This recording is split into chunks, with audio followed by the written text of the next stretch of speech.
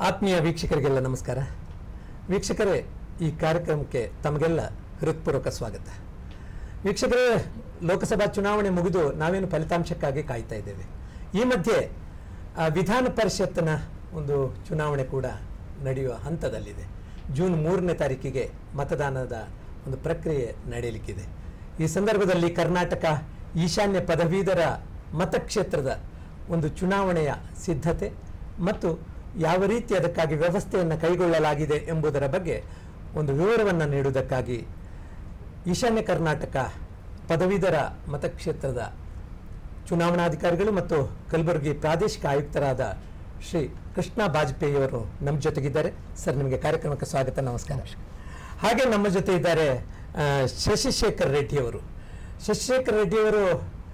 Doctor Shashishekhar ರೆಡ್ಡಿಯವರು ಈ ಚುನಾವಣೆಗೆ ಸಂಬಂಧಪಟ್ಟಂತೆ ಒಬ್ಬ ರಾಷ್ಟ್ರದ ಮುಖ್ಯ ತರಬೇತುದಾರರು.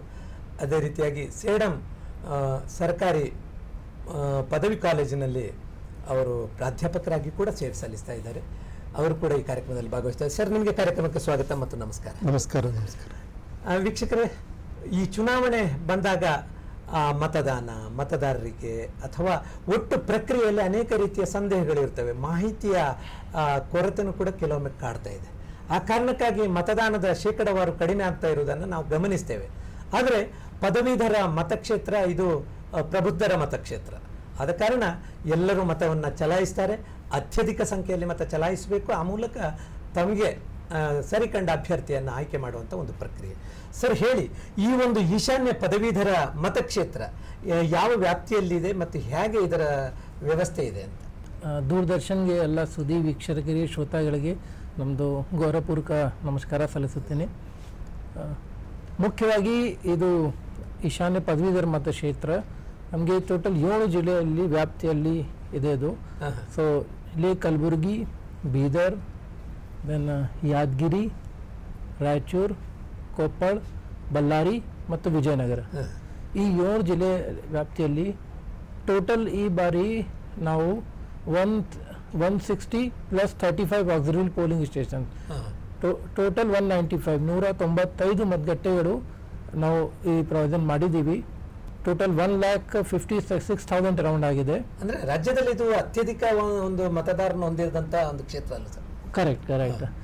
ಹೋದ ಬಾರಿ ಈ ಚುನಾವಣೆಗೆ ಈ ಈಶಾನ್ಯ ಪದವೀಧರ ಕ್ಷೇತ್ರದಿಂದ ಅರೌಂಡ್ 80,000 ವೋಟರ್ಸ್ ವರ್ ರಿಜಿಸ್ಟರ್ಡ್. ಈ ಟೈಮ್ ನಾವು ಎಲ್ಲ ಸ್ವಲ್ಪ ಫಸ್ಟ್ ಡ್ರೈವ್ ಅಲ್ಲಿ ಎಕ್ಸ್ಟ್ರಾ ಎಫರ್ಟ್ ಮಾಡಿಕೊಂಡು we have registered around double voters in comparison to last time. ಅಂದ್ರೆ ಮತದಾರರಲ್ಲಿ ಒಂದು ಜಾಗೃತಿ ಮಾಡಿ ಪದವೀಧರರು ಎಲ್ಲ ನೋಂದಾಯಿಸಿಕೊಳ್ಳಿ ಅಂತ ನೀವು ಮಾಡಿದ್ದೀರಿ. G correct. ಸರ್, ಈಗ ಒಂದು ಬಹಳ ಪ್ರಮುಖ ಹಂತ ಏನಂತ ಹೇಳಿದ್ರೆ, ಈಗ ಎಲ್ಲ ಹಂತಗಳು ಮುಗಿದಿದೆ. ನಾಮಪತ್ರಕ್ಕೆ ಸಲ್ಲಿಕೆ ಆಗಿದೆ, ಹಿಂತೆಗೆದುಕೊಳ್ಳುವುದಾಗಿದೆ. ಈಗ ಕಣದಲ್ಲಿ ಎಷ್ಟು ಅಭ್ಯರ್ಥಿಗಳು ಇದ್ದಾರೆ ಸರ್? ಎಲ್ಲ ಪ್ರಕ್ರಿಯೆ ಆದ ನಂತರ ಅಂದ್ರೆ ಸಬ್ಮಿಷನ್ ಆಫ್ ನಾಮಿನೇಷನ್, ಸ್ಕ್ರೂಟಿನಿ ಮತ್ತು ವಿಡ್ರಾಲ್, ಈ ಎಲ್ಲ ಪ್ರಕ್ರಿಯೆ ಆದ ನಂತರ ನಮಗೆ ಟೋಟಲ್ 19 ಕ್ಯಾಂಡಿಡೇಟ್ಸ್ ಈಗ ಕಣದಲ್ಲಿದ್ದಾರೆ. Total 19 candidates are there in the fray. ಓಹೋ, ಅಂದ್ರೆ 19 ಜನರ ಒಂದು ಭವಿಷ್ಯವನ್ನು ನಿರ್ಧರಿಸುವ ಚುನಾವಣೆ ಇದರಲ್ಲಿ. ಯಾರು ಗೆಲ್ತಾರೆ ಅನ್ನೋದು ಒಂದು ಕುತೂಹಲ. ಸರ್, ಈಗ ನೀವು ಹೇಳಿದ್ರಿ ನಾವು ಬಹಳಷ್ಟು ಡ್ರೈವ್ ಮಾಡಿದ್ದೇವೆ, ಅದರಲ್ಲಿ ಬಹಳಷ್ಟು ಜನ ಮತದಾರರಾಗಿ ನೋಂದಾಯಿಸಿಕೊಂಡಿದ್ದಾರೆ. ಈಗ ಈ ನಮ್ಮ ಕ್ಷೇತ್ರದಲ್ಲಿ ಪುರುಷ ಮತದಾರರೆಷ್ಟು, ಮಹಿಳಾ ಮತದಾರರೆಷ್ಟು, ಜೊತೆಗೆ ಯಾವ ರೀತಿಯ ವೈಶಿಷ್ಟ್ಯ ಇದೆ ಅಂತ ಅದು ನಮಗೆ ಡೀಟೇಲ್ಸ್ ಹೇಳ್ತೀನಿ. ಈಗ 1,56,623 ವೋಟರ್ಸ್ ಅಲ್ಲಿ 99,128 ವೋಟರ್ಸ್ ಮೇಲ್, 57,483 ಫಿಮೇಲ್ ಹಾಗೂ 19 ಅದರ್ಸ್ ಮತ್ತು ಮಹಿಳೆಯರು, ಮತ್ತೆ 19 ಅದರ್ಸ್ ಇದ್ದಾರೆ. ಇದು ಜಿಲ್ಲಾ ಆರ್ಬಿಆರ್ಗಳು ಎಲ್ಲ ಮತದಾರಗಳಿಗೆ.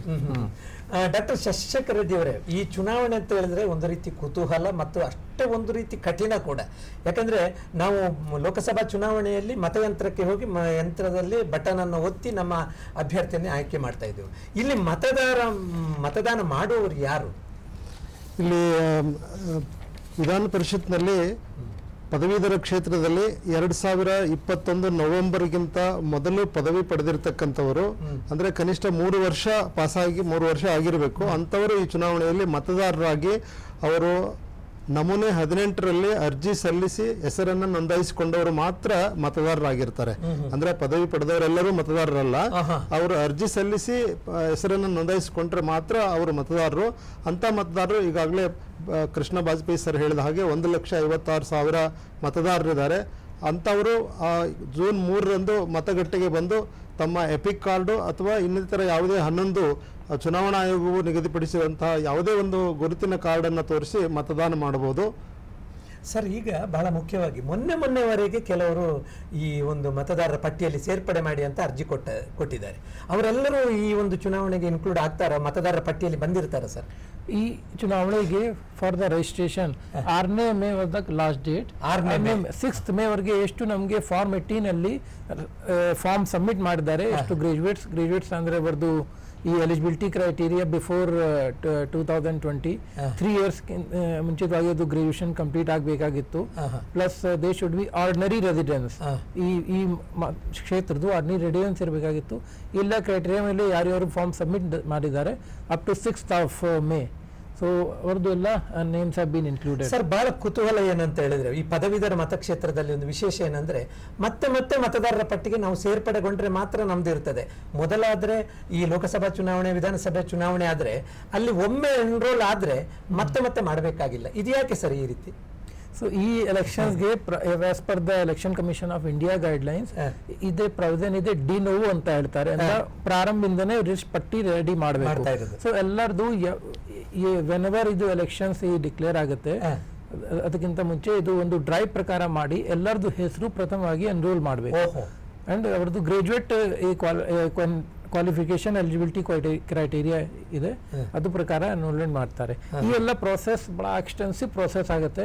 ನಮ್ದು all the DCs as a commissioner of the region, ನಾನು ಎಲೆಕ್ಟೋರಲ್ ರಿಜಿಸ್ಟ್ರೇಷನ್ ಆಫೀಸರ್, ಚುನಾವಣಾ ನಿರ್ಬಂಧನ ಅಧಿಕಾರಿ, ಮತ್ತು ನಮ್ಮ ಜೊತೆ ಎಲ್ಲ ಜಿಲ್ಲಾಧಿಕಾರಿಗಳು, ಎಲ್ಲ commissioners of the municipal corporation, ನಮ್ಮ ವ್ಯಾಪ್ತಿಯಲ್ಲಿ 2 ಕಮಿಷನರ್ಸ್ ಇದ್ದಾರೆ, 2 ಮುನ್ಸಿಪಲ್ ಕಮಿಷನರ್ಸ್, ಪ್ಲಸ್ ಟೋಟಲ್ ನಮಗೆ ಎಷ್ಟು ತಾಲೂಕಾ ಇದ್ದಾರೆ, ಎಲ್ಲ ತಹಸೀಲ್ದಾರ್ಗಳು, ಈ plus all the ACs, all the assistant commissioners, ಈ ಎಲ್ಲಗಳು ಉಪಚುನಾವಣೆ ನಿರ್ಬಂಧನ ಅಧಿಕಾರಿ ಆಗ್ತಾರೆ. So they are assistant electoral registration officers. ಈ ಎಲ್ಲದು ಅಪ್ಲಿಕೇಶನ್ ರಿಸೀವ್ ಮಾಡ್ತಾರೆ. So this exercise for around 2 to 3 months, this exercise was done from till November. After that ಎಲ್ಲದು ಒಂದು primary draft publication ಆಯಿತು. ರೂಲ್ದು ಡ್ರಾಫ್ಟ್ ಪಬ್ಲಿಕೇಶನ್ ಆದ ನಂತರ ವಿ ಹ್ಯಾವ್ ಗಿವನ್ 15 days. ಅದು 15 ದಿವಸ ಪೀರಿಯಡ್ ಅಲ್ಲಿ ನಾವು ಎಲ್ಲರಿಗೆ ಇದು ಕ್ಲೇಮ್ಸ್ ಅಂಡ್ ಆಬ್ಜೆಕ್ಷನ್ಸ್, ಆಕ್ಷೇಪಗಳು ಮತ್ತು ದಾವಾಗಳು ಏನೇನಿರ್ಬೋದು. ಕ್ಲೇಮ್ಸ್ ಅಂದ್ರೆ ದಟ್ ನಮ್ದು ಹೆಸರು ಬರಬೇಕಾಗಿತ್ತು, ನಮ್ದು ಬಂದಿಲ್ಲ ಯಾವ ಕಾರಣದಿಂದ, that is a claim. Objection ಅಂದ್ರೆ ಇದು ಕರೆಕ್ಟ್, ಬೇರೆ ಯಾರ್ದು ಕರೆಕ್ಟ್ ಹೆಸರು ಬಂದಿದೆ, ಅದು ಕರೆಕ್ಟ್ ಇಲ್ಲ, ಇರೋದು ಡಿಗ್ರಿ ಮೇಲೆ ಏನಾದರೂ ಡೌಟ್ ಇದೆ, ಇದು ಕ್ಲೇಮ್ಸ್ ಅಂಡ್ ಆಬ್ಜೆಕ್ಷನ್ ಫೈಲ್ ಮಾಡೋಕ್ಕೆ ನಾವು ಅವಕಾಶ ಕೊಟ್ಟಿದ್ದೀವಿ ಫಾರ್ 15 days. ಇದು 15 days ಪ್ರೋಸೆಸ್ ಆದ ನಂತರ ಎಲ್ಲ ಕ್ಲೇಮ್ಸ್ ಅಂಡ್ ಆಬ್ಜೆಕ್ಷನ್ಸ್ ಈ ಪರಿಶೀಲನೆ ಮಾಡಿ ಸರಿಯಾಗಿ ಸೆಟಲೈಟ್ ಮಾಡಿದ ನಂತರ ನಾವು ಡ್ರಾಫ್ಟ್ ಇಂದ ಫೈನಲ್ ರೋಲ್ ಪಬ್ಲಿಷ್ ಮಾಡಿದ್ದೀವಿ. ಅವಾಗ final roll this was at the December end. When we published the final rule, we had around 1.5 lakh voters. That ಅದೇ last time around 80 lakh voters were there. ಈ time 1.5 lakh voters were there in the final list. So after ಈ final list publication ಆದ ನಂತರ ಇನ್ನು continuous updation process ಇರುತ್ತೆ. Next 4 monthsಗೆ 5 monthsಗೆ up to 6th of May. So ಈ from final roll publication ಆದ ನಂತರ up to 6th of May ಯಾರು ಬಂದು ಫಾರ್ಮ್ 80 ನಮಗೆ ಸಲ್ಲಿಸಿದ್ದಾರೆ ಅವರಿಗೂ ಕೂಡ ನಾವು ಇನ್ಕ್ಲೂಡ್ ಮಾಡಿದ್ದೀವಿ ಲಿಸ್ಟ್ ಅಲ್ಲಿ. ಸೊ ಎಲ್ಲ ಪ್ರೊಸೆಸ್ ಆದ ನಂತರ ಪ್ರೆಸೆಂಟ್ಲಿ ನಮ್ಮ ವೋಟರ್ ಲಿಸ್ಟ್ ಅಲ್ಲಿ ಟೋಟಲ್ ಅರೌಂಡ್ 1.56 lakhs ಗ್ರಾಜುಯೇಟ್ ಇದ್ದಾರೆ ಈಗ ವೋಟಿಂಗ್ಗೆ. ಅಂದ್ರೆ ರಾಜ್ಯದಲ್ಲಿ ಬಹಳ ಪ್ರಮುಖವಾಗಿ ನಮ್ಮ ಅದು ಒನ್ ಮೋರ್ ಇನ್ಫಾರ್ಮೇಶನ್ ನಾನು ಕೊಡ್ತೀನಿ. ಜಿಲ್ಲಾವಾರು ಎಷ್ಟು ವೋಟರ್ಸ್ ಎನ್ರೋಲ್ ಆಗಿದ್ದಾರೆ ಸರ್. ಸೊ ಇಲ್ಲಿ ಮುಖ್ಯವಾಗಿ ನಮಗೆ ಕಲಬುರಗಿ ಜಿಲ್ಲೆಯಲ್ಲಿ ಸಂಖ್ಯೆ ಹೈಯೆಸ್ಟ್ 38,000 ಮತದಾರರಿದ್ದಾರೆ. ಅದೇ ರೀತಿ ಬೀದರ್ದಲ್ಲಿ 26,000, ಬಳ್ಳಾರಿಯಲ್ಲಿ 24,000, ರಾಯಚೂರು 20,000, ಕೊಪ್ಪಳ 13,000, ಯಾದಗಿರಿ 14,000 ವೋಟರ್ಸ್, ಅಂಡ್ ವಿಜಯನಗರ ಜಿಲ್ಲೆಯಲ್ಲಿ 18,000 ಜನ ಇದ್ದಾರೆ. As a voters. ಅಂದ್ರೆ ಕಲಬುರಗಿಯಲ್ಲಿ ಅತ್ಯಧಿಕ ಕಲಬುರಗಿಯಲ್ಲಿ ಹೈಯೆಸ್ಟ್ ಜನ ಇದ್ದಾರೆ. 1,56,000 ಮತದಾರರು ಒಟ್ಟು ಇರುವಂತದ್ದು ಒಂದು ಈಶಾನ್ಯ Right. ಪದವೀಧರ ಕ್ಷೇತ್ರ. ನಮಗೆ ಬಹಳ ಹೆಮ್ಮೆ ಸರ್, ಯಾಕೆಂತ ಹೇಳಿದ್ರೆ ನೀವು ಚುನಾವಣಾಧಿಕಾರಿಗಳಾಗಿ ಬಹಳ ಹೆಮ್ಮೆ ಪಡುವಂತ ವಿಚಾರ. ಯಾಕಂದ್ರೆ ನಮ್ಮಲ್ಲಿ ಅತ್ಯಧಿಕ ಮತದಾರರು ಇದ್ದಾರೆ ಅನ್ನೋದು. ಇವರೆಲ್ಲರೂ ಮತಗಟ್ಟೆಗೆ ಬಂದು ಮತ ಚಲಾಯಿಸಬೇಕು. ಮತಗಟ್ಟೆಗಳ ಒಂದು ಮಾಹಿತಿ ಕೊಡಿ ಸರ್, ಯಾಕೆಂದ್ರೆ ಈ ವಿಧಾನಸಭೆ ಲೋಕಸಭೆಯಲ್ಲಿ ಹತ್ರ ಮತಗಟ್ಟೆಗಳೆಲ್ಲ ಇರ್ತವೆ. ಆದ್ರೆ ಈ ವಿಧಾನ ಪರಿಷತ್ತಿಗೆ ಈ ರೀತಿಯ ಚುನಾವಣೆ ಆದಾಗ ಮತಗಟ್ಟೆಗಳನ್ನು ಹೇಗೆ ಹಂಚಿಕೆ ಮಾಡ್ತೀರಿ, ಹೇಗೆ ಅದ್ರ ವ್ಯವಸ್ಥೆ ಇದೆ? ಇದು ಮತಗಟ್ಟೆಗಳ ಬಗ್ಗೆ ಅದು ಜಿಲ್ಲಾ ಚುನಾವಣಾಧಿಕಾರಿ ಅಂದ್ರೆ DO, ಜನರಲಿ ಅವರು DCs are the DOs for the East district. ಅವರು ಪೊಲಿಟಿಕಲ್ ಪಾರ್ಟೀಸ್ ಜೊತೆ ವಿಮರ್ಶೆ ಮಾಡಿಕೊಂಡು ಈ ಮತಗಟ್ಟೆಗಳಿಗೆ ಲೊಕೇಶನ್ ಡಿಸೈಡ್ ಮಾಡ್ತಾರೆ. ಸೊ ಟೋಟಲ್ ನಮಗೆ ಈ ಬಾರಿ 160 ಪೋಲಿಂಗ್ ಸ್ಟೇಷನ್ 7 ಜಿಲ್ಲೆಗಳಿಗೆ ಪ್ಲಸ್ ಅದೇ 35 ಆಕ್ಸಿಲರಿ ಸ್ಟೇಷನ್. ಆಕ್ಸಿಲರಿ ಅಂದ್ರೆ ಒಂದೇ ಬಿಲ್ಡಿಂಗ್ ಅಲ್ಲಿ ಜಾಸ್ತಿ ವೋಟರ್ ಇದ್ರೆ ಅವರಿಗೆ ಸೆಪರೇಟ್ ರೂಮ್ ಅಲ್ಲಿ ಪ್ರೊವಿಷನ್ ಮಾಡ್ತಾರೆ. So total 195 polling stations are there across the 7 districts, and that has been with the discussion with all the political parties in consultation, and that has been approved by the Election Commission of India also. So total ಈ 1,56,000 ನಮ್ದು ಮತದಾರ ಯಾರಿದ್ದಾರೆ ಅವರಿಗೆ total 195 ಮತಗಟ್ಟೆಗಳಿಗೆ ಇದು ಚುನಾವ ಪ್ರಕ್ರಿಯೆ will conduct. ಅಂದ್ರೆ ಅನುಕೂಲ ಆಗುವಾಗ ಎಲ್ಲ ಕಡೆಯಲ್ಲಿಯೂ ಆ ವ್ಯವಸ್ಥೆಯನ್ನು ಕಲ್ಪಿಸಿದ್ದೀರಿ ಅಂತ. ಡಾಕ್ಟರ್ ಶಶಿಶೇಖರ್ ರೆಡ್ಡಿ ಅವರೇ, ಬಹಳ ಮುಖ್ಯವಾಗಿ ಈ ಚುನಾವಣೆ ಒಂದು ರೀತಿ ವೈಶಿಷ್ಟ್ಯಪೂರ್ಣವಾಗಿರ್ತಕ್ಕಂಥದ್ದು. ಮತದಾನ ಮಾಡುವುದೇ ಒಂದು ವಿಶೇಷವಾದಂತಹ ವಿಧಾನ. ಹೇಗಿರ್ತದೆ, ಯಾವ ರೀತಿಯಲ್ಲಿ? ಕೆಲವೊಮ್ಮೆ ಈ ವಿಧಾನ ಪರಿಷತ್ತಿಗೆ ಮತದಾನ ಮಾಡುವಾಗ ಇನ್ವ್ಯಾಲಿಡ್ ಆಗೋದೇ ಜಾಸ್ತಿ. ನನಗೆ ಮಾಹಿತಿ ಇದ್ದ ಪ್ರಕಾರ ಕಳೆದ ಸಲ 6,000ಕ್ಕೂ ಹೆಚ್ಚು ಮತಗಳು ತಿರಸ್ಕೃತಗೊಂಡಿವೆ. ಹೇಗೆ ಮತದಾನ ಮಾಡೋದು, ಅದರ ಪ್ರಕ್ರಿಯೆ ಹೇಗಿರ್ತದೆ? ಸಾಮಾನ್ಯವಾಗಿ ಎಲ್ಲರೂ ವಿಚಾರ ಮಾಡೋದೇನೆಂದ್ರೆ ಮತಗಟ್ಟೆಗೆ ಹೋಗಿ ಈಗ ಸುಮಾರು 35 ವರ್ಷದಿಂದ EVM ಬಳಸೋದ್ರಿಂದ ಹೋಗಿ ಬಟನ್ ಅನ್ನ ಪ್ರೆಸ್ ಮಾಡಬೇಕು ಅಂತಾನೆ ತಿಳ್ಕೊಂಡಿರ್ತಾರೆ. ಹೌದು, ನಾವು ಇಲ್ಲಿ EVM ಅನ್ನು ಬಳಸೋದಿಲ್ಲ. ಇಲ್ಲಿ ಅದರ ಬದಲಿಗೆ ಬ್ಯಾಲೆಟ್ ಪೇಪರ್ ಅನ್ನ ಬಳಸ್ತೇವೆ. ಬ್ಯಾಲೆಟ್ ಪೇಪರ್ ಅನ್ನ ಬಳಸಿ ಬ್ಯಾಲೆಟ್ ಪೇಪರ್ ನಲ್ಲೂ ಸಹ ಅವರು ಸಾಮಾನ್ಯವಾಗಿ ನಾವು ಬೇರೆ ಎಲೆಕ್ಷನ್ ನಲ್ಲಿ ಅದನ್ನ ಆರೋ ಮಾರ್ಕ್ ಸೀಲ್ ಹಾಕ್ತೇವೆ. ಸೀಲ್ ಹಾಕೋದು ಇಲ್ಲ. ಇದರಲ್ಲಿ ನಾವು ಮತಗಟ್ಟೆಯಲ್ಲಿ ಈ ತರದ ವೈಲೆಟ್ ಕಲರ್ ಪೆನ್ ಅನ್ನ ಕೊಡ್ತೇವೆ. ಆ ಪೆನ್ನಿನಿಂದ ಅಭ್ಯರ್ಥಿಗಳ ಹೆಸರಿನ ಮುಂದೆ ಅವರು ನಂಬರ್ಗಳನ್ನ ಬರಿಬೇಕು. ಯಾವ ನಂಬರ್ ಅಂದ್ರೆ ಅಂಕಿಗಳಲ್ಲಿ ಮಾತ್ರ ಬರಿಬೇಕು, ವರ್ಡ್ಗಳಲ್ಲ. ಅವರು ಕನ್ನಡ, ರೋಮನ್ ಅಥವಾ ಇಂಗ್ಲಿಷ್ ನಲ್ಲಿ ಅಭ್ಯರ್ಥಿಗಳ ಹೆಸರಿನ ಮುಂದಿನ ಕಾಲಮ್ ನಲ್ಲಿ ಅವರು ತಮ್ಮ ಆಯ್ಕೆಯ ಆದ್ಯತೆಯ ಮೇಲೆ 1, 2, 3, 4 ಹೀಗೆ ಬರಿಬಹುದು. ಫಾರ್ ಎಕ್ಸಾಂಪಲ್ ಅವರು ಒಂದನ್ನೇ ಬರೆದು ಅಲ್ಲಿಗೆ ಬಿಟ್ಬಿಡ್ಬಹುದು, 2 ಅಲ್ಲಿ ಬಿಡ್ಬೋದು, ಅಥವಾ 19 ಅಭ್ಯರ್ಥಿಗಳಿಗೂ ಅವರ ಮತದಾನವನ್ನ ಮಾಡಬಹುದು. ಆದ್ರೆ ಇಲ್ಲಿ ಈ ರೀತಿ ಯಾಕೆ ಇದೆ ಅಂತಂದ್ರೆ, ಸಾಮಾನ್ಯವಾಗಿ ಒಬ್ಬ ವಿಜೇತ ಅಭ್ಯರ್ಥಿ ಕಡ್ಡಾಯವಾಗಿ ಒಟ್ಟು ಚಲಾಯಿತ ಮತಗಳಲ್ಲಿ ಅರ್ಧಕ್ಕಿಂತ ಹೆಚ್ಚು ತೆಗೆದುಕೊಳ್ಳಬೇಕು ಅನ್ನೋದು ನಿಯಮ. ಒಟ್ಟು ಪೋಲಿಂಗ್ ಆದ ಮತಗಳಲ್ಲಿ. ಫಾರ್ ಎಕ್ಸಾಂಪಲ್ ಒಟ್ಟು 100 ಜನ ಮತದಾನ ಮಾಡಿದ್ದಾರೆ ಅಂದ್ರೆ ಒಬ್ಬ ವಿಜೇತ ಅಭ್ಯರ್ಥಿ ಕಡ್ಡಾಯವಾಗಿ 51 ಮತಗಳನ್ನ ಪಡೆದಿರಬೇಕು. ಇದು ನಾವು ಮೊದಲನೇ ಸುತ್ತಿನ ಎಣಿಕೆಯಲ್ಲಿ ಯಾರು ಆ ಕೋಟವನ್ನ ರೀಚ್ ಆಗೋದಿಲ್ಲ. ಯಾವ್ಯಾವ ಭಾಷೆಯಲ್ಲಿ ನಮ್ಮ ಪ್ರಾಶಸ್ತ್ಯವನ್ನು ಕೊಡಬಹುದು? ನಾವು ಇಲ್ಲಿ ಕನ್ನಡ, ಇಂಗ್ಲಿಷ್ ಮತ್ತು ರೋಮನ್ ಮೂರು ಭಾಷೆಗಳಲ್ಲಿ ಕೇವಲ ಅಂಕಿಗಳಲ್ಲಿ ಬರೀಬೇಕು, ಅಕ್ಷರಗಳಲ್ಲ. ONE 1 ಅಂತ ಬರೆದ್ರೆ ಅದು ಇನ್ವ್ಯಾಲಿಡ್ ಆಗುತ್ತೆ, ಅಥವಾ 1 ಅಂತ ಕನ್ನಡದಲ್ಲಿ ಅಕ್ಷರಗಳಲ್ಲಿ ಬರೆದ್ರೆ ಇನ್ವ್ಯಾಲಿಡ್ ಆಗುತ್ತೆ. ಹೌದು ಅಥವಾ ಇಲ್ಲ ಅಂತ ಹೇಳಿ ಇಲ್ಲ, ಸರಿ ತಪ್ಪು, ಹೌದು ಇಲ್ಲ, ರೈಟ್ ಮಾರ್ಕ್ ಇವ್ಯಾವೂ ಹಾಕ್ಬಾರ್ದು. ಅವ್ರು ನೇರವಾಗಿ 1, 2 ಬರಿಬೇಕು. ಸರ್ ವಾಜಪೇಯಿ ಸರ್, ಇದರಲ್ಲಿ ಚಿಹ್ನೆ ಕೂಡ ಇರುವುದಿಲ್ಲಲ್ಲ, ಅಭ್ಯರ್ಥಿ ಹೆಸರು ಮಾತ್ರ ಇರ್ತದೆ, ಚಿಹ್ನೆಗಳು ಇರುವುದಿಲ್ಲ. ಬಟ್ ಪಾರ್ಟಿ ಹೆಸರು ಇರುತ್ತೆ. ಇದು ನ್ಯಾಷನಲ್ ಆರ್ ಸ್ಟೇಟ್ ಪಾರ್ಟಿ ಅವ್ರದ್ದು ನೇಮ್ಸ್ ಇರುತ್ತೆ, ಮತ್ತು ಇಂಡಿಪೆಂಡೆಂಟ್ ಕ್ಯಾಂಡಿಡೇಟ್ ಕೆಳಗಡೆ ಇಂಡಿಪೆಂಡೆಂಟ್ ಕ್ಯಾಂಡಿಡೇಟ್ ಅದು ನಾವು ಮೆನ್ಷನ್ ಮಾಡ್ತೀವಿ. ಈ ಬಹಳ ಪ್ರಮುಖವಾಗಿ ನಮ್ದು master trainer, national level master trainer. So national level master trainer is very important position. So they are the ಅಥಾರಿಟೇಟಿವ್ಲಿ ಅವರು ಟ್ರೈನಿಂಗ್ ಎಲ್ಲ ಕಂಡಕ್ಟ್ ಮಾಡ್ತಾರೆ. ಅಂಡ್ ಈ ಎಲೆಕ್ಷನ್ ಬಗ್ಗೆ ಒಂದು few points I wish to mention. ಈಗ ನಮಗೆ ಈ ಅವಕಾಶ ಕೊಟ್ಟಿದ್ದಾರೆ ಈಗ, ಥ್ಯಾಂಕ್ಸ್ ಟು ದ ದೂರದರ್ಶನ ಅವ್ರ ಪೆರ್ಲಾಜಿ. ಸೊ ಈ ವಿಸ್ತಾರವಾಗಿ ಸ್ವಲ್ಪ ಹೇಳ್ಬೋದಾ ಈಗ? ಸೊ ಮುಖ್ಯವಾಗಿ ನಾವು ಈ ಜನರಲಿ ಲೋಕಸಭಾ ಎಲೆಕ್ಷನ್ಸ್ ಅಲ್ಲಿ ಅಥವಾ ಅಸೆಂಬ್ಲಿ ಎಲೆಕ್ಷನ್ ಅಲ್ಲಿ ಏನಾಗುತ್ತೆ, ನಾವು ಸಿಂಪಲ್ 1 vote ಎಲ್ಲ ವೋಟರ್ಸ್ ಮಾಡ್ತಾರೆ.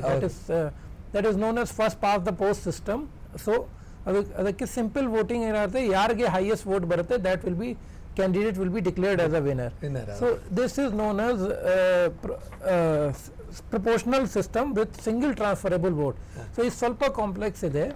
ಸೊ ಇಲ್ಲಿ ಏನಾಗುತ್ತೆ we are not using our EVM machines. Ballot ಪೇಪರ್ದು ಪ್ರಾವಿಷನ್ ಇದೆ. ಬ್ಯಾಲೆಟ್ ಪೇಪರ್ ಅಲ್ಲಿ ಎಲ್ಲ ಕ್ಯಾಂಡಿಡೇಟ್ಸ್ ಮುಂದೆ you have to give your preference. ಇದೇ ಬಣ್ಣದ್ದು ಇರ್ತದೆ ಸರ್. ಇನ್ನು ಆಯ್ಕೆ ನಂಬರ್ ಏನಿದೆ ಅದು ಈ ಮೆನ್ಷನ್ ಮಾಡಬೇಕು.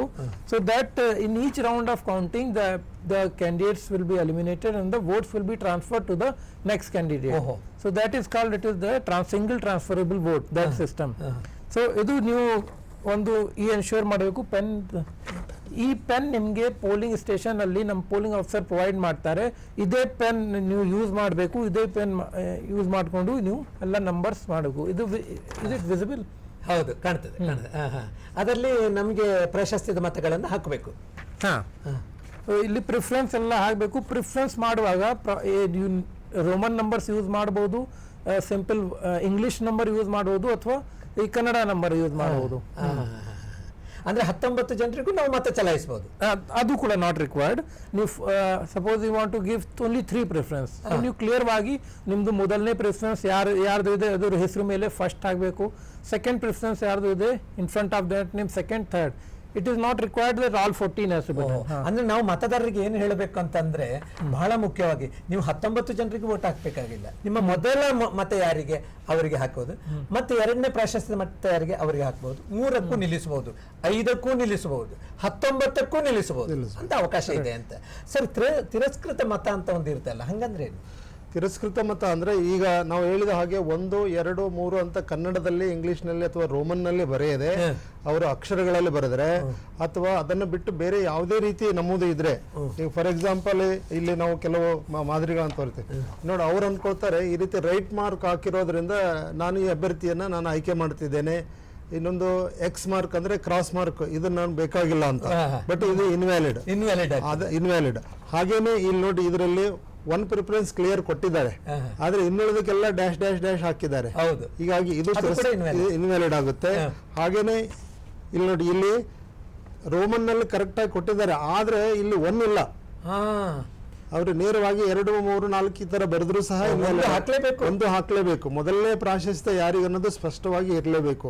ಫಾರ್ ಎಕ್ಸಾಂಪಲ್, ಅವರು 1ನೇ ಪ್ರಾಶಸ್ತ್ಯವನ್ನು ತೋರಿಸಿ 2 ಬರೆಯದೆ ನೇರವಾಗಿ 3 ಬರೆದ್ರೆ ಅದು 1ಗೆ ಮಾತ್ರ ಎಕ್ಸಾಸ್ಟ್ ಆಗುತ್ತೆ, ಅಂದ್ರೆ ಮುಂದಕ್ಕೆ ಹೋಗೋದಿಲ್ಲ. ಮುಂದಿನ ಪ್ರಾಶಸ್ತ್ಯವನ್ನು ನಾವು ಪರಿಗಣನೆ ತೆಗೆದುಕೊಳ್ಳೋದಿಲ್ಲ. ಹೀಗಾಗಿ ಸ್ಪಷ್ಟವಾಗಿ ಪದವೀಧರರು ಮತ್ತು ಶಿಕ್ಷಕರ ಕ್ಷೇತ್ರದಲ್ಲೇ ಅತಿ ಹೆಚ್ಚು ತಿರಸ್ಕೃತ ಮತಗಳಾಗ್ತವೆ. ನಾವು ಸಾಮಾನ್ಯವಾಗಿ ನಮ್ಮ ಕರ್ನಾಟಕ ರಾಜ್ಯ ವಿಧಾನ ಪರಿಷತ್ನಲ್ಲಿ 75 ಸ್ಥಾನಗಳಲ್ಲಿ 25 ಸ್ಥಾನಗಳನ್ನ ವಿಧಾನಸಭಾ ಸದಸ್ಯರಿಂದ, 25 ಸ್ಥಳೀಯ ಸಂಸ್ಥೆಗಳು ಅಂದ್ರೆ ಗ್ರಾಮ ಪಂಚಾಯತ್ ಸದಸ್ಯರು, ನಗರಸಭೆ, ಮಹಾನಗರ ಸಭೆ ಈ ತರ ಇರ್ತಾರೆ. ಇಲ್ಲಿ 50%ಕ್ಕಿಂತ ಹೆಚ್ಚು ಅನಕ್ಷರಸ್ಥರಿಸ್ತ ಇರ್ತಾರೆ, ಆದ್ರೂ ಅಲ್ಲಿ ಇನ್ವ್ಯಾಲಿಡ್ ಆಗೋದಿಲ್ಲ. ಬಟ್ ನಮಗೆ ಕಳವಳಕಾರಿ ಸಂಗತಿ ಏನಂದ್ರೆ, ವಿಶ್ವವಿದ್ಯಾಲಯಗಳಿಂದ ಪದವಿ ಪಡೆದವರೇ ಈ ರೀತಿ ಮಾಡ್ತಕ್ಕಂಥದ್ದು ತುಂಬಾ ಕಳವಳ ಅನಿಸ್ತದೆ. ಹೀಗಾಗಿ ಸರಿಯಾಗಿ ತಿಳಿದುಕೊಂಡು ಅವರು 1, 2 ಅಂಕಿಗಳಲ್ಲೇ ಬರೀಬೇಕು. ಅವರು ಅದನ್ನು ಬಿಟ್ಟು ಬೇರೆ ಯಾವುದೇ ಅವರು ಸಿಗ್ನೇಚರ್ ಮಾಡಿದ್ರು ಅಥವಾ ಯಾವುದಾದ್ರೂ ಅದರ ಐಡೆಂಟಿಫೈ ಆಗೋಂಗೆ ಗುರುತು ಮಾಡಿದ್ರು ಸಹ ಅದು ಇನ್ವ್ಯಾಲಿಡ್ ಆಗುತ್ತೆ. ಮುಖ್ಯವಾಗಿ ಇದು ಕೆಲವೇ ರಾಜ್ಯಗಳಲ್ಲಿ ಮಾತ್ರ ಈ ರೀತಿಯ ಒಂದು ಚುನಾವಣೆ ಇದೆ ಅಲ್ಲ? ಹೌದು, ಕೇವಲ 6 ರಾಜ್ಯಗಳಲ್ಲಿದೆ.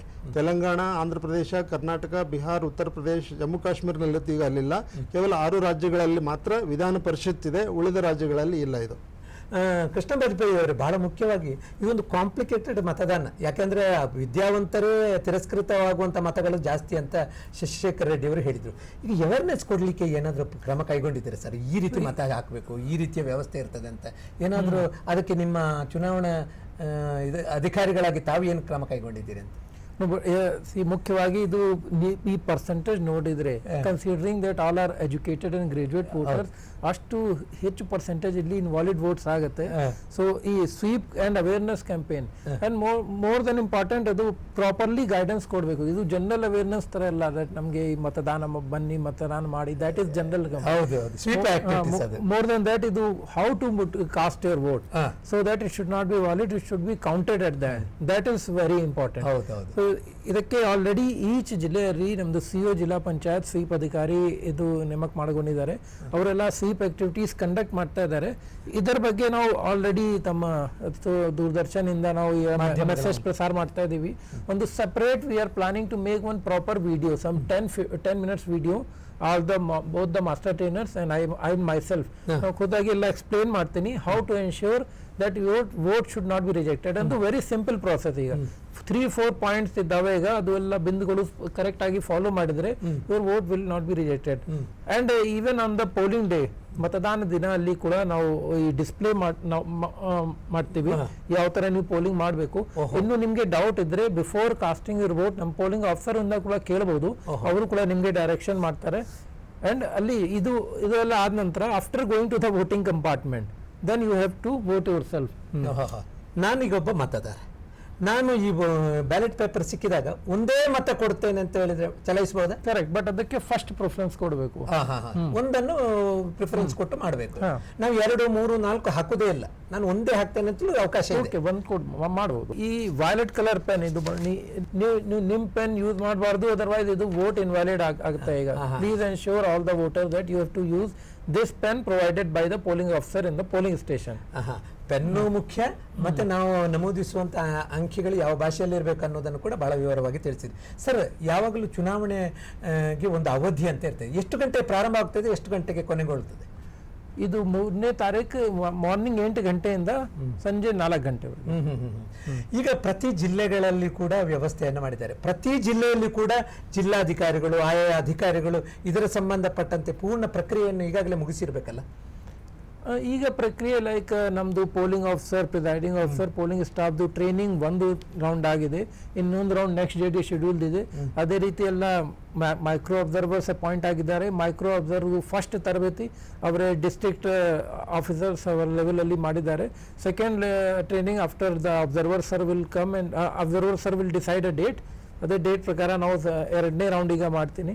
ಸೊ ಜನರಲಿ ನಮ್ದು ಮ್ಯಾನ್ದು ಎಲ್ಲ ಈಗ ಆಗಿದೆ ಪ್ರಿಪರೇಷನ್. ಈ ಚುನಾವಣೆಗೆ ಇಷ್ಟು ಖರ್ಚು ಮಾಡಬೇಕಂತ ಏನು ಮಾರ್ಗದರ್ಶಿ? ಅದರ ಬಗ್ಗೆ ಈಗ ಈ ಚುನಾವಣೆಗೆ ಈ ತರ ಯಾವುದು ರೆಸ್ಟ್ರಿಕ್ಷನ್ ಇಲ್ಲ. ಬಟ್ ಜನರಲಿ MCC ಪ್ರಕಾರ ಏನ್ ರೂಲ್ಸ್ ಫಾಲೋ ಆಗಬೇಕು ದಟ್ ವಿ ಹ್ಯಾವ್ ಬ್ರಾಡ್ಲಿ ನಾವು ವಿ ಹ್ಯಾವ್ ಮೆನ್ಷನ್ಡ್ ಈಗ. ಸೊ ಸಪೋಸ್ ಅವರು ಏನು ಕಂಟೆಂಟ್ ರೆಡಿ ಮಾಡ್ತಾರೆ, ಸೊ ಕಂಟೆಂಟ್ ನಮ್ದು ಮೀಡಿಯಾ ಕಮಿಟಿ ಅಂತ ಒಂದು ಅನುಮೋದನೆ ತಗೊಂಡು ಇದು ಪ್ರಸಾರ ಮಾಡಬೇಕು. ಪ್ಯಾಂಫ್ಲೆಟ್ ಏನ್ ಮಾಡ್ತಾರೆ, ಪ್ಯಾಂಫ್ಲೆಟ್ ದಲ್ಲಿ ಪ್ರಿಂಟರ್ದು ಹೆಸರು ಪ್ರಿಂಟ್ ಆಗಬೇಕು. ಜನರಲ್ ಗೈಡ್ಲೈನ್ಸ್ ಏನಿದೆ that we have prescribe for all the candidates. ಬಹಳ ಮುಖ್ಯವಾಗಿ ಸರ್ ಕೌಂಟಿಂಗ್, ಮತ ಎಣಿಕೆ ಬಹಳ ಮುಖ್ಯವಾಗಿರ್ತಕ್ಕಂಥ. ಮತ ಎಣಿಕೆ ಪ್ರೊಸೀಜರ್ ಹೇಗಿರ್ತದೆ ಶಶಿಶೇಖರ್ ರೆಡ್ಡಿ ಅವರೇ? ಮತ ಎಣಿಕೆ ಪ್ರೊಸೀಜರ್ ಇಲ್ಲಿ ಸಾಮಾನ್ಯವಾಗಿ 1 ಲಕ್ಷ ಜನ ಮತ ಚಲಾಯಿಸಿದ್ದರೆ ವಿಜೇತ ಅಭ್ಯರ್ಥಿ ಕಡ್ಡಾಯವಾಗಿ 50,000 ಪ್ಲಸ್ 1 ಮತವನ್ನ ತೆಗೆದುಕೊಂಡಿರಬೇಕು. 50,000ಕ್ಕಿಂತ ಹೆಚ್ಚಿರಬೇಕು. ಅಂದ್ರೆ ನಿಯಮ ಏನಂದ್ರೆ ಟೋಟಲ್ ವ್ಯಾಲಿಡ್ ವೋಟ್ಸ್ ಅಂದು ಒಟ್ಟು ಚಲಾಯಿತ ಪುರಸ್ಕೃತ ಮತಗಳು ಡಿವೈಡೆಡ್ ಬೈ 2 ಆದ್ಮೇಲೆ ಅದಕ್ಕೆ 1 ಮತವನ್ನ ಸೇರಿಸಬೇಕು. ಅದು ಕೋಟಾ ನಿಗದಿ ಆಗ್ತದೆ. ಅಂದ್ರೆ ನೀವು ಮೊದಲಿಗೆ ಕೌಂಟಿಂಗ್ ಮಾಡುವಾಗ ನಂಬರ್ 1 ಹಾಕಿದ್ದನ್ನೇ ಕೌಂಟ್ ಮಾಡ್ತೀರಿ? ಹೌದೌದು. ಮೊದಲನೇ ರೌಂಡ್ ನಲ್ಲಿ ಅದನ್ನ ಮೇನ್ ಪಾರ್ಸಲ್ ಅಂತ ನಾವು ಹೇಳ್ತೇವೆ. 19 ಅಭ್ಯರ್ಥಿಗಳಿಗೆ ಒಂದೊಂದು ಕವರ್ ಮಾಡ್ತೇವೆ ನಾವು. ಅದರಲ್ಲಿ ಅವ್ರಿಗೆ ಎಷ್ಟು ಮತಗಳು ಬಂದಿವೆ ಎಲ್ಲ ಬ್ಯಾಲೆಟ್ ಪೇಪರ್ಗಳನ್ನ ನಾವು ಅದರಲ್ಲಿ ಹಾಕ್ತೇವೆ. ತಿರಸ್ಕೃತ ಮತಗಳನ್ನ ತೆಗಿತೇವೆ. ತೆಗೆದ್ಮೇಲೆ ಒಟ್ಟು ಪುರಸ್ಕೃತ ಮತಗಳೇನಿರ್ತವೆ ಅದನ್ನ 2ರಿಂದ ಭಾಗಿಸಿ, ಅಂದ್ರೆ ಡಿವೈಡೆಡ್ ಬೈ 2 ಪ್ಲಸ್ 1. ಅಂದ್ರೆ ಉದಾಹರಣೆಗೆ 1 ಲಕ್ಷ ಮತದಾರರು ಮತ ಚಲಾಯಿಸಿದ್ದಾರೆ, ಅದರಲ್ಲಿ 1 ಲಕ್ಷ ಪುರಸ್ಕೃತ ಇವೆ ಅಂದ್ರೆ ಅದರಲ್ಲಿ 50,000 ಪ್ಲಸ್ 1 ಅಷ್ಟು ಮತಗಳನ್ನ ಯಾರಾದ್ರೂ ಪಡೆದಿದ್ರೆ ಫಸ್ಟ್ ರೌಂಡ್ ಅಲ್ಲೇ ರಿಸಲ್ಟ್ ಡಿಕ್ಲೇರ್ ಆಗುತ್ತದೆ. ಸಪೋಸ್ ಯಾರು ಪಡೆದಿಲ್ಲ ಅಂದ್ರೆ ಲೀಸ್ಟ್ ಯಾರು ತಗೊಂಡಿರ್ತಾರೆ, ಅತಿ ಕಡಿಮೆ ಮತಗಳನ್ನ ಯಾರು ತಗೊಂಡಿರ್ತಾರೆ ಅವ್ರ ಮೇನ್ ಪಾರ್ಸಲ್ ನಿಂದ ಎಲ್ಲಾ ಮತಪತ್ರಗಳನ್ನ ಹೊರತೆಗೆದು ಅದರಲ್ಲಿ 2ನೇ ಪ್ರಾಶಸ್ತ್ಯ ಯಾರಿಗಿದೆ ಅದನ್ನ ಅವ್ರ ಅಕೌಂಟಿಗೆ ಹಾಕ್ತೇವೆ. ಆಗ ರೀಚ್ ಆದ್ರೆ ಕೋಟಾ ರೀಚ್ ಆದ್ರೆ ಅವರು ವಿಜೇತರು. ಇಲ್ಲದೆ ಇದ್ರೆ ಎಲಿಮಿನೇಷನ್ ಪ್ರಾಸೆಸ್ ಹಾಗೆ 19ನೇ ಅಭ್ಯರ್ಥಿ, ನೆಕ್ಸ್ಟ್ ಲೀಸ್ಟ್ ಇರೋರು 18, 17, 16 ಹೀಗೆ ಬರುತ್ತೆ. ಇದು ಹೀಗೆ ಟೋಟಲ್ ನಮಗೆ ಫೈನಲಿ ಆ ಕೋಟಾಗೆ ಬರಬೇಕು. Up to reach of quota. ಅದೇ single transferable vote, that is the process of the vote transfer. ಬಹಳ ಕ್ಲಿಷ್ಟಕರವಾದಂತ ಒಂದು ಎಣಿಕೆ ಕ್ರಮ ಇದು. ಹೌದು, ಮತ್ತೆ ಸಮಯನೂ ಜಾಸ್ತಿ ತಗೊಳುತ್ತೆ. ಅಂದ್ರೆ ಒಂದೇ ದಿನದಲ್ಲಿ ಮುಗಿಯಲ್ಲ ಸರ್ ಇದು ಕೌಂಟಿಂಗ್? ನಾವು ಎಲ್ಲ ಪ್ರಯಾಸ ಮಾಡ್ತೀವಿ. It takes time, it is a time taking process. ಯಾಕಂದ್ರೆ ಸ್ವಲ್ಪ ಇದು ಕರೆಕ್ಟ್ ಆಗಿ ಆಗ್ಬೇಕು ಈಗ.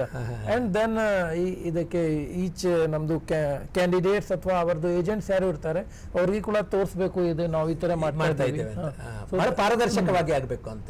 7 ಜಿಲ್ಲೆಗಳಲ್ಲಿ ಈ ಒಂದು ಮತದಾನದ ಪ್ರಕ್ರಿಯೆ ನಡೀತದೆ. ಎಲ್ಲ ಮತದಾನ ಮುಗಿದ ಮೇಲೆ ಆ ಮತಪೆಟ್ಟಿಗೆ ಬ್ಯಾಲೆಟ್ ಪೇಪರ್ ಹೊಂದಿದಂತ ಮತಪೆಟ್ಟಿಗೆ ಸೀದಾ ಕಲಬುರಗಿಗೆ ಬರ್ತದೆ. ಹೇಗೆ, ಎಲ್ಲಿ ಕೌಂಟಿಂಗ್? ಫಸ್ಟ್ ಡಿಮಸ್ಟ್ರಿಂಗ್ ಸೆಂಟರ್ ಮಾಡಿದ್ದಾರೆ. ಡಿಮಸ್ಟ್ರಿಂಗ್ ಸೆಂಟರ್ ಅಲ್ಲಿ ಎಲ್ಲ ಡಿಮಸ್ಟ್ರಿಂಗ್ ಮಾಡಿ ಒಂದು ಡಿಸ್ಟ್ರಿಕ್ಟ್ ಲೋಕಲ್ ಕಲೆಕ್ಷನ್ ಸೆಂಟರ್ ಅಲ್ಲಿ ತಗೊಂಡ್ ಬರ್ತಾರೆ ಡಿಪಾಸಿಟ್ ಆಗಿ. ಅಂಡ್ ದೆನ್ ಅಲ್ಲಿಂದ ಒಂದು ಡಿಸ್ಟ್ರಿಕ್ಟ್ ಒಂದು ಕಲೆಕ್ಷನ್ ಸೆಂಟರ್ ಇಂದ ನಮ್ಗೆ ಇಲ್ಲಿ ಕಲಬುರಗಿ ಮೇನ್ಗೆ ಅಲ್ಲಿ ಕಳಿಸ್ತಾರೆ. ಇಲ್ಲೇ ನಾವು ಕಲಬುರಗಿ ವಿಶ್ವವಿದ್ಯಾಲಯದಲ್ಲಿ ನಮಗೆ ಕಲೆಕ್ಷನ್ ಪಾಯಿಂಟ್ ಆ್ಯಂಡ್ ಇದು ಸ್ಟೋರೇಜ್ಗೆ ಪ್ರಾವಿಷನ್ ನಾನು ಮಾಡಿದ್ದೀನಿ. ಈಗ ಯಾವಾಗ ಮತ ಎಣಿಕೆ ದಿನ? ಮತ ಎಣಿಕೆ ದಿನದು ಅವರ್ 6th ಜೂನ್ 6 ಜೂನ್ 6ನೇ ತಾರೀಕಿಗೆ ಮತ ಎಣಿಕೆ ಆಗ್ತದೆ. ಅಂದ್ರೆ ಜೂನ್ 4ನೇ ತಾರೀಕಿಗೆ ಲೋಕಸಭೆಯದ್ದು, ಜೂನ್ 6ನೇ ತಾರೀಕಿಗೆ ಈಶಾನ್ಯ ಪದವೀಧರ ಕ್ಷೇತ್ರದ ಒಂದು. ಸೊ ಇಲ್ಲಿ ಸ್ವಲ್ಪ ಏನು ನಮಗೆ ಇಲ್ಲಿ ಯಾವ ಟೈಮ್ ಯಾವ ದಿನ ಇಲ್ಲಿ ಬರುತ್ತೆ ಎಲ್ಲ ballot work same day counting is there ಲೋಕಸಭಾದು. ಅದಕ್ಕೆ ನಾವು ಒಂದು ಈ ಸೆಪರೇಟ್ ಅಲ್ಲಿ ಹೇಮರೆಡ್ಡಿ ಮಲ್ಲಮ್ಮ ಇದು ಸಂಶೋಧನಾ ಕೇಂದ್ರದಲ್ಲಿ ನಾವು ಅರೇಂಜ್ಮೆಂಟ್ ಮಾಡಿದ್ದೀವಿ ಫಾರ್ ದ ಸ್ಟ್ರಾಂಗ್ ರೂಮ್. ಈ ಸ್ಟ್ರಾಂಗ್ ರೂಮ್ ಒಂದೇ ರೂಮ್ ಅಲ್ಲಿ ನಾವು ಎಲ್ಲ ಬ್ಯಾಲೆಟ್ ಬಾಕ್ಸ್ ಸ್ಟೋರ್ ಮಾಡೋಕ್ಕೆ ಪ್ರಾವಿಷನ್ ಮಾಡಿದ್ದೀವಿ. The strong room is properly prepared with all the camera and all the other security arrangements. ಅದೇ ಸ್ಟ್ರಾಂಗ್ ರೂಮ್ ಪಕ್ಕದಲ್ಲಿ ನಾವು ಕೌಂಟಿಂಗ್ ಸೆಂಟರ್ ಕೂಡ ಮಾಡಿದ್ದೀವಿ. ಬಹಳ ಮುಖ್ಯವಾಗಿ 1,50,000 ಚಿಲ್ಲರೆ ಮತದಾರರು ಇರುವ ಕಾರಣ ಬಹಳಷ್ಟು ದೊಡ್ಡ ಹ್ಯೂಜ್ ಪ್ರಮಾಣದಲ್ಲಿ ಮತಗಳು ಇರುವುದಿಲ್ಲ, ಒಂದು ಪೆಟ್ಟಿಗೆಗಳು ಕಡಿಮೆ ಇರ್ತವೆ. ಆದ ಕಾರಣ ಅದನ್ನು ಅಲ್ಲಿ ನೀವು ಪ್ರಿಸರ್ವ್ ಮಾಡ್ತೀರಿ, 6ನೇ ತಾರೀಕಿಗೆ ಎಣಿಕೆ ಮಾಡ್ತೀರಿ. ಸರ್, ಕೊನೆಯದಾಗಿ ನೀವು ಹೇಳಿ, ಇಡೀ ನಮ್ಮ ಈಶಾನ್ಯ ಪದವೀಧರರಿಗೆ ನೀವು ಏನು ಒಂದು ಕರೆಯನ್ನು ಕೊಡ್ತೀರಿ ಮತ್ತು ಮನವಿ ಏನು ನಿಮ್ಮದು ಅಂತ? ನಮ್ಮದು ಅದೇ ಮನವಿ. ಈಗ ಎಲ್ಲ ಮತದಾರರಿಂದ ದಯವಿಟ್ಟು ಎಲ್ಲ ಹೆಚ್ಚಿನ ಸಂಖ್ಯೆಯಲ್ಲಿ ಬಂದು ಈ ಮತದಾನಲ್ಲಿ ಪಾರ್ಟಿಸಿಪೇಟ್ ಮಾಡಿ. ಈಗ ಮತದಾನ ಬಗ್ಗೆ ಏನೇನು ಸವಲತ್ತುಗಳು ಏನೇನು ಈ ನಮ್ಮಿಂದ ಹೆಲ್ಪ್ ಏನು ಬೇಕು, ವಿ ಆರ್ ಡೂಯಿಂಗ್ ದಟ್. ಮತದಾನ ಈ voting, special voting, education awareness and others ಏನಾದರೂ ಬೇಕು, we all will provide in due time. And especially ನಮ್ಮ ಪೋಲಿಂಗ್ ಬೂತಲ್ಲಿ ನಾವು ಎಲ್ಲ ಅದು AMF ಏನು ಹೇಳ್ತಾರೆ, all the minimum facilities and other facilities we have to be taken care of. ಇದು ಸ್ಪೆಷಲಿ ಬಿಸಿಲು ಪರಿಸ್ಥಿತಿ ಆ್ಯಂಡ್ ಹೀಟ್ ವೇವ್ ಕಂಡೀಷನ್ದಲ್ಲಿ ಕೂಡ ನಾವು ಎಲ್ಲ ಡಿಸ್ಟ್ರಿಕ್ಟ್ಗೆ ಮಾಡಿದ ನಿರ್ದೇಶನ ಕೊಟ್ಟಿದ್ದೀನಿ to make a special arrangements for the voters. ಅಂದರೆ ಲೋಕಸಭಾ ಚುನಾವಣೆಗೆ ಮಾಡಿದ ರೀತಿಯಲ್ಲಿ ಕುಡಿಯುವ ನೀರು ಅದು ಇದೆಲ್ಲ ವ್ಯವಸ್ಥೆ ಮಾಡ್ತೀರಿ ಅಂತ. And I request all the voters to come more and more in numbers and to cast your vote. Thank you. ತುಂಬಾ ಒಳ್ಳೆಯದು. ಯಾಕಂತ ಹೇಳಿದ್ರೆ ಅತ್ಯಧಿಕ ಮತದಾರ ಇರುವಂತ ಒಂದು ಕ್ಷೇತ್ರನೂ ಹೌದು, ಅತ್ಯಧಿಕ ಮತದಾನ ಆಗಬೇಕು ಅನ್ನೋ ಒಂದು ನಿರೀಕ್ಷೆಯನ್ನು ತಾವು ಇಟ್ಕೊಂಡಿದ್ದೀರಿ. ಶಶಿಶೇಖರ್ ರೆಡ್ಡಿ ಅವರು, ನಿಮ್ಮ ಪಾತ್ರ ಬಹಳ ಮುಖ್ಯ. ಯಾಕಂದ್ರೆ ಮತದಾರರು ಬಹಳ ಕನ್ಫ್ಯೂಷನ್ ಅಲ್ಲಿ ಇರ್ತಾರೆ, ಹೇಗೆ ಮಾಡಬೇಕು ಏನು, ಅದರೆಲ್ಲ ವಿವರವನ್ನ ಕೊಟ್ರಿ. ನಿಮ್ಮ ಮನವಿ ಏನು ಮತದಾರರಲ್ಲಿ? ವಿಶೇಷವಾಗಿ ಈ ಒಂದು ಮತದಾನ ದಿನದಂದು ಬಿಸಿಲಿದ್ರು ಸಹ ಮತಗಟ್ಟೆಗೆ ಬಂದು ಮತದಾನ ಮಾಡುವುದು ಅಷ್ಟೇ ಮುಖ್ಯ ಅಲ್ಲ, ಅದರ ಜೊತೆಗೆ ಮತದಾನ ಹೇಗೆ ಮಾಡಬೇಕು ಅನ್ನೋದನ್ನ ಸ್ಪಷ್ಟವಾಗಿ ತಿಳ್ಕೊಳ್ಬೇಕು. ಈಗಲೂ ಸುಮಾರು ಜನ ಪದವೀಧರರು, ಶಿಕ್ಷಕರು ಸಹ ಮತದಾನ ಹೇಗೆ ಮಾಡಬೇಕು ಅಂತ ಕೇಳಿದ್ರೆ ಬಟನ್ ಒತ್ತಬೇಕು ಅಂತ ಹೇಳ್ತಾರೆ. ಬಟನ್ ಒತ್ತೋದಲ್ಲ, ಅಲ್ಲಿ ಅವರು ಕೊಟ್ಟಿರ್ತಕ್ಕಂತಹ ನೇರಳೆ ಬಣ್ಣದ ಸ್ಕೆಚ್ ಪೆನ್ನಿಂದ ಅವರು ಅಂಕಿಗಳನ್ನು ಬರೆಯೋದ್ರ ಮೂಲಕ ಹಾಕಬೇಕು. ಮತ್ತು ಜೊತೆಗೆ ಥರ್ಡ್ ಪೋಲಿಂಗ್ ಆಫೀಸರ್ ಏನಿರ್ತಾರೆ ಅದನ್ನ ಅವರು ಮಡಚಿ ಕೊಟ್ಟಿರ್ತಾರೆ, ಅದೇ ರೀತಿ ಮಡಚಿ ಅದನ್ನ ಅವರು ಬ್ಯಾಲೆಟ್ ಬಾಕ್ಸ್ ಅಲ್ಲಿ ಹಾಕ್ಬೇಕು. ಈ ತರ ಮಡಚಿ ಅವರಿಗೆ ಕೊಟ್ಟಿರ್ತಾರೆ. ಇವು ಇದನ್ನ ಅವರು ಹೋಗಿ ವೋಟ್ ಕಂಪಾರ್ಟ್ಮೆಂಟ್ ಅಲ್ಲಿ ಹೋಗಿ ಅದನ್ನ ಓಪನ್ ಮಾಡಿ ಆ ಪೆನ್ನಿಂದ ಮಾರ್ಕ್ ಮಾಡಿ ಮತ್ತೆ ಅದೇ ತರ ಫೋಲ್ಡ್ ಮಾಡಿ ಇದನ್ನ ರಿವರ್ಸ್ ಫೋಲ್ಡ್ ಮಾಡೋದಾಗ್ಲಿ ಹಾಕಬೇಕು. ಆ ಮತಪೆಟ್ಟಿಗೆಗೆ ಹಾಕೋದ್ರ ಮೂಲಕ ತಮ್ಮ ಅಮೂಲ್ಯವಾದ ಮತವನ್ನ ಚಲಾಯಿಸುವುದು ಅಷ್ಟೇ ಅಲ್ಲ, ಅದು ತಿರಸ್ಕೃತ ಆಗದಂತೆ ನೋಡ್ಕೊಳ್ತಕ್ಕಂಥದ್ದು ಅವರ ಕರ್ತವ್ಯ. ಈ ಒಂದು ಪ್ರಜಾಪ್ರಭುತ್ವದಲ್ಲಿ ಚುನಾವಣೆ, ಮತದಾನ ಅಂತ ಹೇಳಿದ್ರೆ ಒಂದು ಸಂಭ್ರಮನೇ. ಅದು ಪದವೀಧರರು ಮತದಾನ ಮಾಡುವಾಗ ತಿರಸ್ಕೃತಗೊಂಡದ್ದು ಅತ್ಯಧಿಕ ಅನ್ನೋದು ಕೂಡ ವರದಿ ಇದೆ. ಆದ ಕಾರಣ ಬಹಳ ಎಚ್ಚರಿಕೆಯಿಂದ ಈ ವಿಧಾನ ಪರಿಷತ್ ಚುನಾವಣೆಯಲ್ಲಿ, ದ್ವೈವಾರ್ಷಿಕ ಏನು ಚುನಾವಣೆ ಇದೆ, ಇದರಲ್ಲಿ ನಮಗೆ ಬೇಕಾದಂಥ ನಮ್ಮ ಅಭ್ಯರ್ಥಿಯನ್ನು ಆಯ್ಕೆ ಮಾಡುವಂಥ ಒಂದು ಅವಕಾಶ, ಇದನ್ನು ಬಹಳ ಜಾಗರೂಕತೆಯಿಂದ ಎಚ್ಚರಿಕೆಯಿಂದ ಮತವನ್ನು ಚಲಾಯಿಸಿ ಅತ್ಯಧಿಕ ಮತ ಚಲಾವಣೆಯಾಗಿ ಈ ಈಶಾನ್ಯ ಕರ್ನಾಟಕ ಪದವೀಧರ ಕ್ಷೇತ್ರ ಅತ್ಯಧಿಕ ಮತದಾನಗೊಂಡಂತಹ ಒಂದು ಕ್ಷೇತ್ರ ಅಂತ ಹೆಗ್ಗಳಿಕೆ ಕೂಡ ಪಾತ್ರ ಆಗಲಿ. ಹೇಗೆ ಮತದಾರರು ಹೆಚ್ಚಿದ್ದಾರೆ ಹಾಗೆ ಮತದಾನದಲ್ಲಿಯೂ ನಾವು ಮುಂಚೂಣಿಯಲ್ಲಿ ನಿಲ್ಲೋಣ. ಈ ಒಂದು ಸಂದರ್ಭದಲ್ಲಿ ಮತದಾನದ ಕುರಿತಾಗಿ, ಈ ಪರಿಷತ್ತಿನ ವೈಶಿಷ್ಟ್ಯದ ಕುರಿತಾಗಿ ಇಬ್ಬರು ನೀವು ಬಂದು ಬಹಳ ಒಳ್ಳೆಯ ಮಾಹಿತಿಯನ್ನು ನಮ್ಮ ವೀಕ್ಷಕರಿಗೆ ಹಂಚಿಕೊಂಡಿದ್ದೀರಿ. ಅದಕ್ಕಾಗಿ ಸರ್ ನಿಮಗೆ ಮತ್ತು ಶಶಿಶೇಖರ್ ರೆಡ್ಡಿ ಧನ್ಯವಾದಗಳು. ನಮಸ್ಕಾರ. ನಮಸ್ಕಾರ. ನಮಸ್ಕಾರ ವೀಕ್ಷಕರೇ, ಇದು ಇಂದಿನ ಸಂಚಿಕೆಯ ಕಾರ್ಯಕ್ರಮ. ಮತ್ತೆ ಮುಂದಿನ ಸಂಚಿಕೆಯಲ್ಲಿ ನಿಮ್ಮ ಭೇಟಿ. ನಮಸ್ಕಾರ.